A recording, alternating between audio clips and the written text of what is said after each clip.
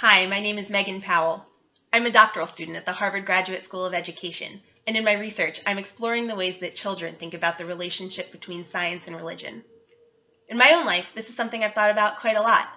For one thing, I grew up in a largely secular household as the daughter of a scientist, but I also went to a Christian school for 10 years, and in that time, I began to notice the ways that the information I was hearing in one context complemented or conflicted with the information being delivered in the other.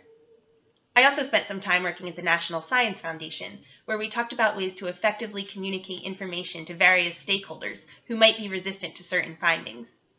But the thing that brought me back to grad school to think about this issue full-time was my experience as an elementary and middle school science teacher. A few years ago, the next generation science standards were released, and among those standards is this simple statement aimed at the kindergarten to grade 2 level. Science investigations begin with a question. Sure enough, that was how most investigations began in my classroom. Some questions were more notable than others, but none were as memorable as the line of inquiry that began one morning as I sat on the carpet with a group of first graders, when our conversation about states of matter took a sudden existential turn. In the middle of my review of solids, liquids, and gases, one student shot up her hand to ask a burning question about why matter existed in the first place. Her classmates perked up, and soon others were chiming in with questions about when the first matter came into being and whether something or someone was responsible for creating it. Before my eyes, this carpet full of 6-year-olds had erupted into a full-scale debate about the purpose and nature of the universe.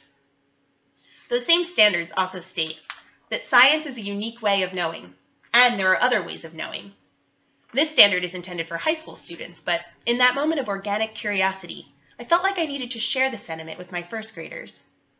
From the origins of matter and the evolution of life, to the exploration of deep space and the risks of global climate change, I'd argue it's no exaggeration to say that some of humanity's most pressing problems sit at the intersection of science, philosophy, ethics, and faith.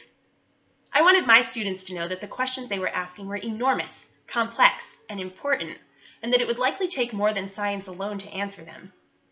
As I sat there with my first graders, I did the best I could.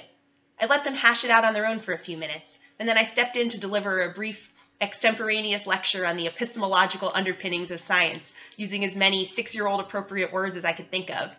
And then class was over. That was it. We had to move on. But I think I could have done better, and I want to help other teachers do better when these types of questions come up in their classrooms. That's what brought me back to grad school. I'm wondering a lot about the ways we can leverage these types of student questions as opportunities for deeper learning. Not just about the intended scientific content goals, but also about disciplinarity, perspective taking, and critical thinking. I'm not very far into this line of research, so I don't have many answers yet, but I'm excited to begin with the questions.